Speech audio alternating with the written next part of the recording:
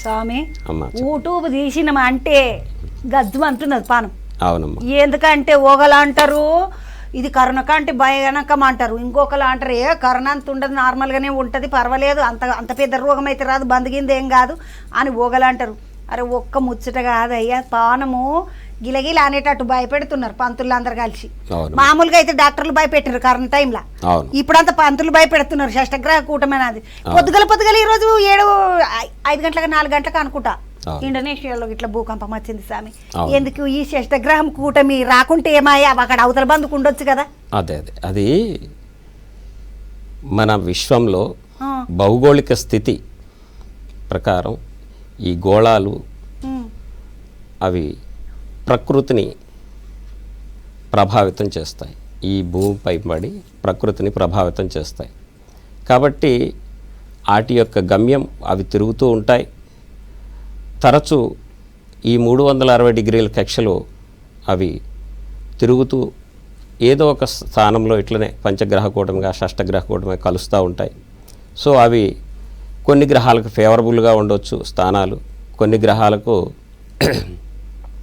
శత్రుత్వంగా ఉండవచ్చు. అటువంటి గ్రహాలు కలయిక జరిగినప్పుడు దేశంలో ఇటువంటి సంఘటనలు జరిగేటువంటి ఇది.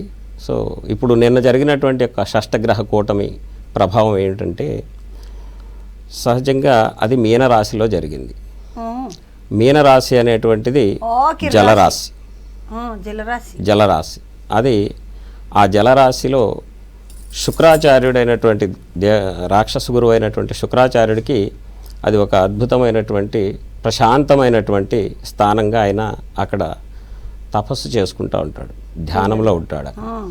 అది ఆయనకి ఉచ్చస్థానం అంటాం అనమాట. అంటే ఆయనకి సేఫ్టీగా ఉండేటువంటి ప్లేస్, ఎక్కడా డిస్టర్బ్ లేకుండా. సో అలాంటి స్థానంలో ఆయన మొన్న 18వ తారీఖు నుంచి రవి సూర్యుడు అందులో ప్రవేశించిన తర్వాత ఈయన మౌఢ్య స్థితి పొందాడు. అంటే ఆయనకి పవర్స్ ఉండవు అన్నమాట. అంటే సూర్యుడి దగ్గరగా వచ్చినటువంటి ఏ గ్రహానికి కూడా మౌఢ్య స్థితి పొందుతాయి. సో అలాగనే శుక్రాచార్యుడు అక్కడ మౌఢ్య స్థితి పొంది 28వ తారీఖు ఆయన బయటికి రావటం జరిగింది. సో ఆయన ధ్యానంలో నుంచి బయటకు వచ్చేసరికి ఈ యొక్క శత్రుగ్రహాలు, అంటే ఆయనకి బుధుడు శత్రువే, రవి శత్రువే, అలాగనే శని కూడా వచ్చాడు.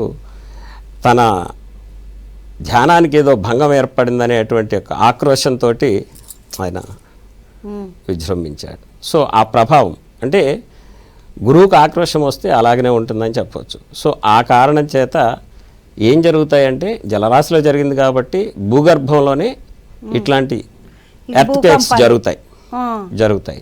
సో దానివల్ల జల ప్రళయాలు అంటాము, ఎర్త్క్వేక్స్ అంటాము, ఇట్లాంటివన్నీ కూడా జరుగుతాయి. సో కాబట్టి ఆ విధంగా ఇప్పుడు భూమి అంటే ఇప్పుడు జలరాశిలో వచ్చింది కాబట్టి నీళ్ళల్లో ఏమన్నా అయితే నీళ్ళలోనే అయిపోతుంది, మనకి ఏం తెలియదు కదా స్వామి. మన భూకంపం అంటే భూమికి వచ్చినట్టే కదా. అదేమ్మా, భూకంపం అంటేనే భూగర్భంలో జరిగేటువంటి చర్యలు. ఆ చర్యల వల్ల పెద్ద పెద్ద ఎర్త్క్వేక్స్ ఏర్పడతాయి. స్వామి వచ్చింది ఇండోనేషియాలో వచ్చింది, పాపమే అయ్యో అనిపించింది పానం నాకు గిట్లా.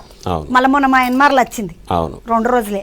అవును, అటు బాలి దిక్కు వచ్చిందట, ఇది సూచన మాత్రమే, ఇంకా వస్తాయి మనకు ప్రళయాలు, ఇంకా వస్తాయి.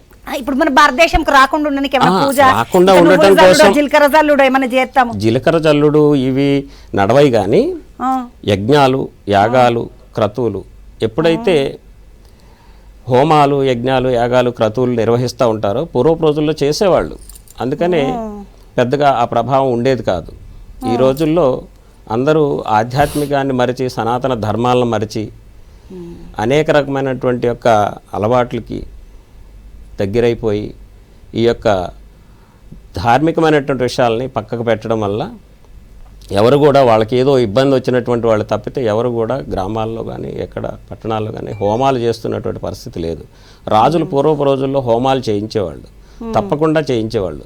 లోక కళ్యాణార్థం అవి చేయించడం వల్ల ప్రజలు సుభిక్షంగా ఉంటారనేది వాళ్ళ. ఇప్పుడు మనతో కూడా అయితేనే ఉంటాయి కదా స్వామి, తిరుపతిలో నిరంతరం అవును, అలా రోజు వాళ్ళు చేస్తున్నారు కాబట్టి, నిత్య కళ్యాణం, నిత్య హోమాలు చేస్తున్నారు కాబట్టి ఈ మాత్రం ఈ కలియుగంలో ఉన్నదంటే అవన్నీ చేస్తున్నారు కాబట్టే. కొంతమంది మహానుభావులు. ఓయమ్మ. అర్థమైందమ్మా? సో ప్రధానంగా ఏంటంటే ఇక్కడ ఈ కలియుగానికి శని, ఇప్పుడు మనం ఈ విశ్వావస నామ సంవత్సరానికి సూర్యుడు రాజు, చంద్రుడు మంత్రి ఇట్లా చెప్పుకుంటున్నాం. సో అలాగనే ఈ కలియుగానికి శని భగవానుడు రాజుగా ఉన్నాడు. కలియుగానికి, అవు యుగానికి మొత్తం యుగానికే శని రాజుగా ఉన్నాడు ఇప్పుడు. సో మంత్రులుగా రాహుకేతువులు ఉన్నారు. సో దాని ప్రభావం మనకు తెలుస్తుంది. అంటే ఏంటి, ఇక్కడ అధర్మానికి ఈ రాహుకేతువులు ఇద్దరు కూడా అధర్మానికి ప్రేరేపిస్తూ, అధర్మాన్ని ప్రేరేపిస్తూ వాళ్ళు రాహు మాయలో, కేతు వచ్చేసి తను విడగొట్టడం, చెడగొట్టడం, అంటే కుటుంబాల మధ్యలో, భార్యాభర్తల మధ్యలో, అంటే ఉత్పత్తి లేకుండా. అంటే ఏంటి, కేతువుని అందరూ అగ్రతాంబూలం ఇస్తారు, తప్పది. కేతు అనేటువంటి గ్రహము, సో వాళ్ళిద్దరూ ఎలాగైతే విడిపోయి ఉన్నారో రాహుకేతువులు, సో అందరూ ఎప్పుడూ విడిపోయి ఉండాలి అనేటువంటి కోరుకునేటువంటి మనస్తత్వంతో ఉంటారు. అందుకనే వైరాగ్యకారకుడు అంటారు. వైరాగ్యం అంటే ఏంటి, సుఖాలు సౌఖ్యాలు అన్నీ వదిలేసి సన్యాసం పుచ్చుకొని స్వీకరించడం. మరి అది కేతు వాళ్ళు వస్తుంది కదా. సో అంటే కేతు సంసార సుఖాలను కూడా పక్కన పెట్టిస్తాడు. కాబట్టి ఈ రాహుకేతులు శనిని కంట్రోల్లో తీసుకుని, రాజును కంట్రోల్లో తీసుకొని వీళ్ళు చేస్తున్నటువంటి ప్రభావం వల్ల అధర్మం ప్రబలుతుంది.